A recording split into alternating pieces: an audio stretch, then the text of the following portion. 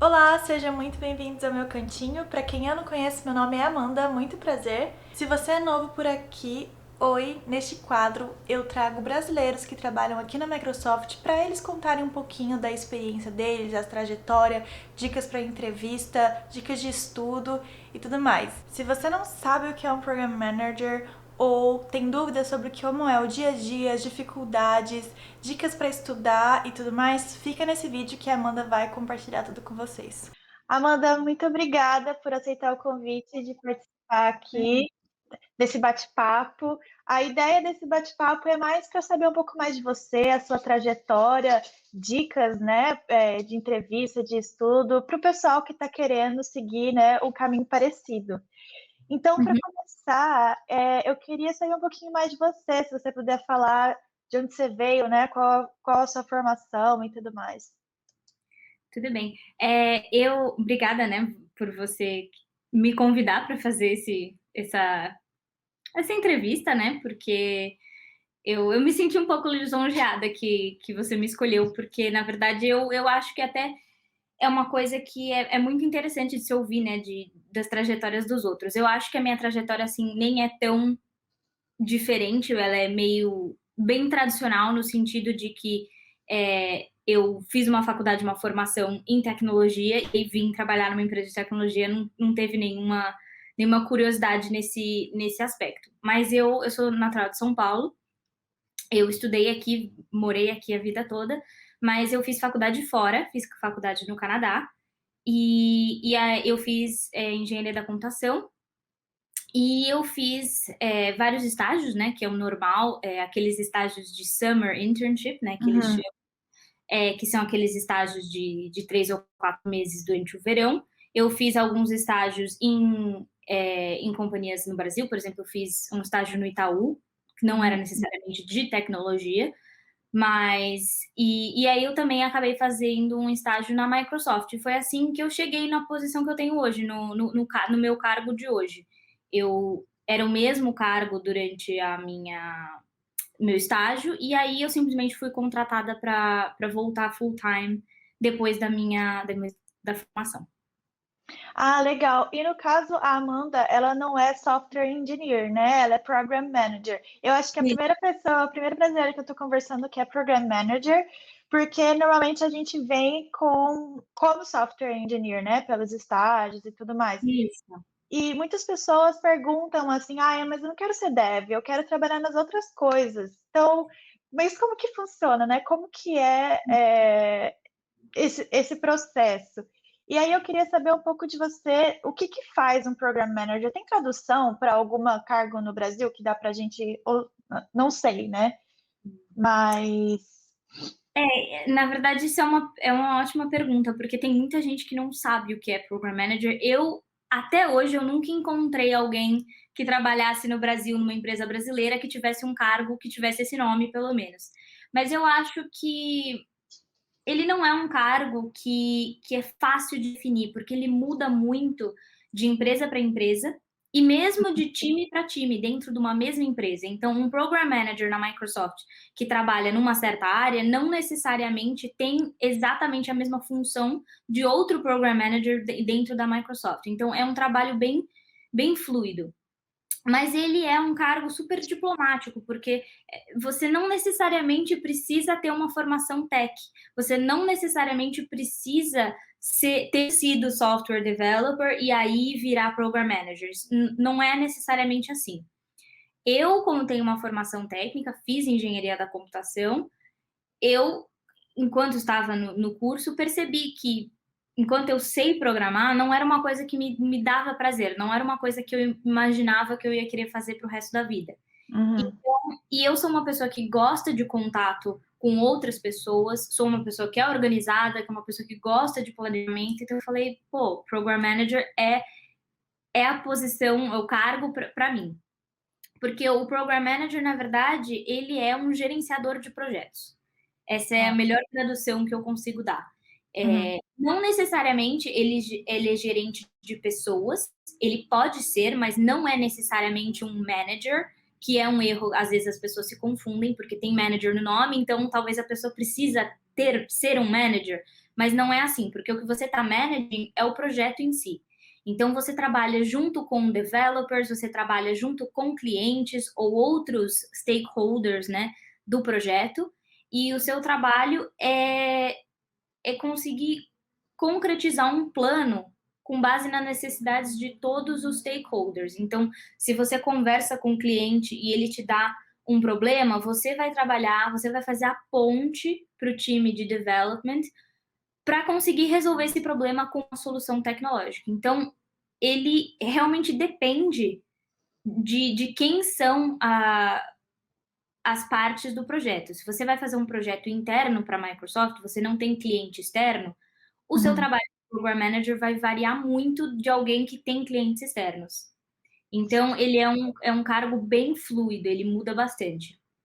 Então você meio que anda lado a lado com os devs e com os managers que realmente gerenciam os devs para fazer o projeto acontecer, né? Para dar tudo certo. E eu vejo, e também, para quem assim, não sabe, né? Eu não sei muito sobre o dia a dia e do trabalho que um PM tem que fazer, como você falou, depende, mesmo no mesma empresa vai variar as áreas que o Program Manager vai trabalhar com. Mas normalmente, né, se você é dev, você vai ter um PM que não é necessariamente parte do seu time imediato, ele é parte de um outro time que vai estar auxiliando ali você a alcançar os objetivos do projeto. Isso que você mencionou de ter um grupo de developers e aí separado um grupo de PM é uma estrutura estabelecida, sempre foi assim, mas está mudando, tá? Porque, na verdade, a gente trabalha em conjunto. Eu, como PM, não consigo fazer um projeto dar certo sem um dev e vice-versa. Então, tem alguns times que já estão migrando para um modelo mais junto. Então, aí você teria um time que report para alguém que seja um general manager, que seja, e embaixo dele tem devs, dev leads, PMs, PM leads, e tá tudo meio misturado. Isso ajuda na comunicação, porque, como eu falei, um PM, o trabalho base dele é comunicar necessidades de um time para outro, de um grupo para outro. Então, você ter esse modelo um pouco mais conectado ajuda, facilita nessa parte. Existem PMs que têm uma proximidade mais com marketing, mais com business, mais com a data analysis, isso tudo é bem possível. Mas eu diria que, assim, isso acontece mais numa empresa grande. Uma empresa que nem a Microsoft, por exemplo, tem cargos onde um PM pode fazer só coisas de marketing. Isso existe. Já numa empresa menor, tipo uma startup, não é necessariamente assim. Existe essa expressão em inglês, né, de que você veste muitos chapéus. De que você tem o seu chapéu de marketing, seu chapéu de business, seu chapéu de developer.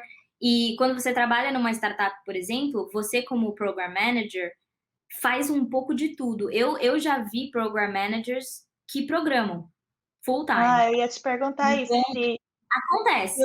Depende obviamente, do que você quer para sua carreira e de que rumo você quer levar, quais são suas habilidades, mas acontece. Tem gente que nunca mais programa sendo PM e tem gente que programa full time. Então, é o que eu falei, é um cargo muito fluido, tem muito espaço para você fazer dele o que você quiser. Ah, legal, legal. E como você falou, é muito geral, né? Dá para você fazer várias coisas. Então, quando você foi se preparar, primeiro, como você falou, não, eu quero tentar a vaga de Program Manager ao invés de Software Engineer, e depois que você decidiu isso, como você se preparou para fazer a entrevista? São ótimas perguntas. Eu acho que o principal que muita gente erra, eu diria, nessa parte da entrevista, é pensar, mas eu sempre fui software dev, então eu não tenho as habilidades, as qualidades necessárias para ser PM. Mas não é verdade. As qualidades de PM são qualidades muito gerais, tanto que você consegue vir para essa carreira sendo software dev e fazendo essa transição. E tanto de outras áreas. Então, na verdade, se você quer mudar de cargo, eu sugiro que você olhe as suas experiências e, em vez de listar lá, sei lá, fui software dev por X anos fazendo tal coisas. Olha esse mesmo emprego com uma lente de PM. O que você fez para liderar esse projeto? O que você fez para manter a timeline? O que você fez para mitigar os problemas com stakeholders? Todo projeto tem essas qualidades de PM e você pode exercer algumas dessas funções como dev. Então, você tem que olhar o seu passado, o seu histórico, né, de emprego e pôr ele nessa nova lente de gerenciamento de projeto. Eu, quando comecei nessa área, eu percebi muito cedo. Eu te falei que durante minha formação eu já percebi que eu queria mudar de área, Uhum. mudar de software para PM. Então,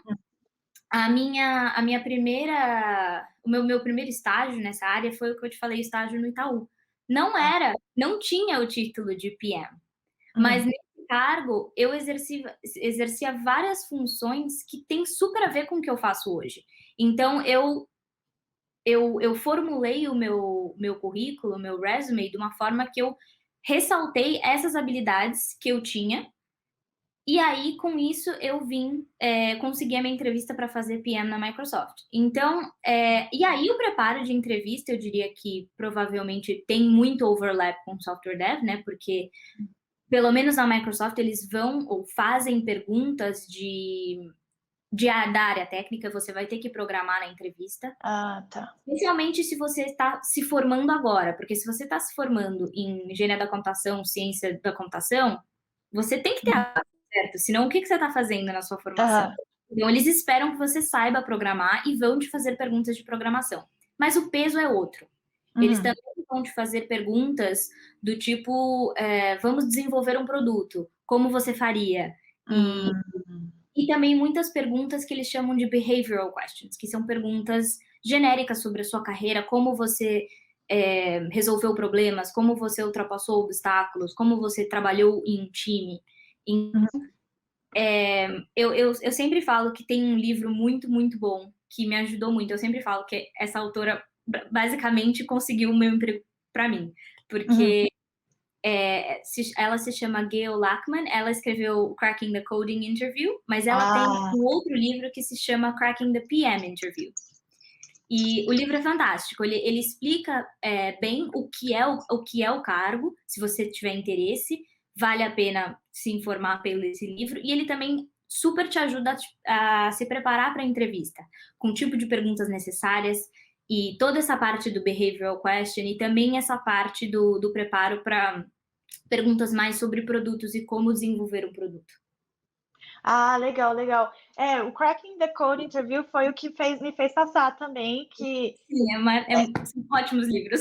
são ótimos. Ah, tá. Então, para quem tem interesse nessa área, às vezes dá uma olhada no livro, vê o que é perguntado, o que é meio que esperado, para ver se combina também com o que você gosta, já que é uma área que ainda não, o pessoal do Brasil não tem muito costume de usar, né, esse título. Eu acho que o que teria mais próximo é o gerente de projetos, mas como você falou, ainda não é a mesma coisa do que o Program Manager, né?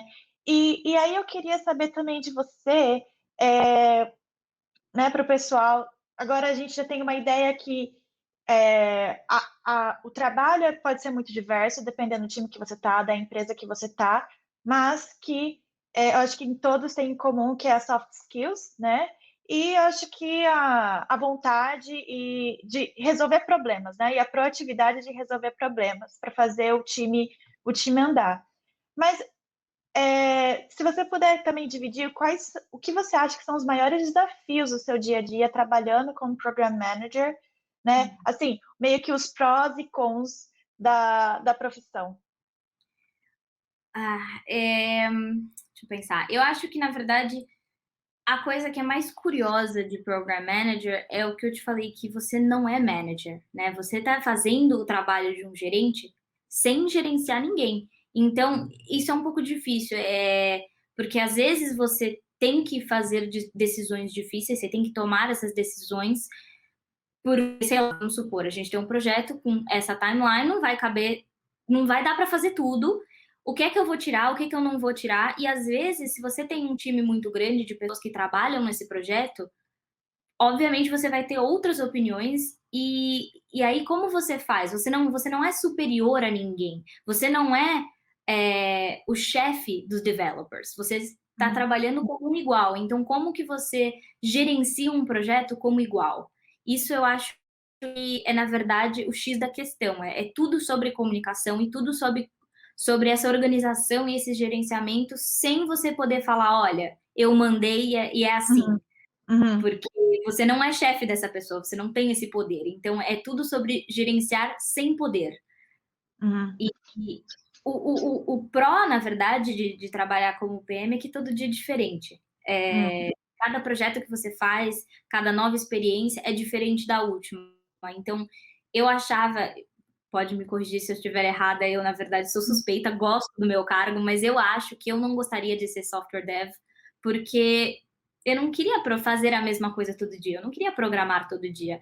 Eu queria um dia conversar com clientes, um dia conversar com o time do leadership para descobrir quais são as melhores decisões de um ponto de vista de business. E Uhum. isso, o cargo de PM te proporciona essa habilidade do dia a dia, né? Você consegue fazer um pouco de tudo. Então, acaba sendo menos monótono, né? Do Uhum. que. Obviamente, todo trabalho tem sua parte chata, mas não é uma coisa que se repete todo dia igual. Certo, certo. Eu acho que eu também sou suspeita para falar, né? Por causa que eu gosto de programar. Então, tipo, também todo dia tem um problema diferente que eu meio que uma tortura.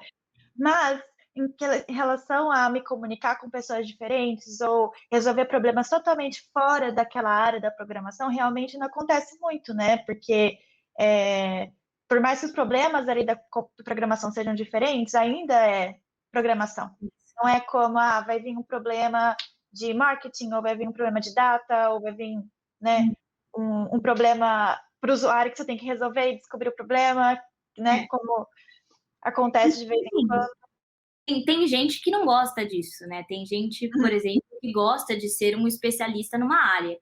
E eu diria que se você quer muito se especializar e focar só numa coisa, que talvez PM não seja o melhor cargo para fazer isso.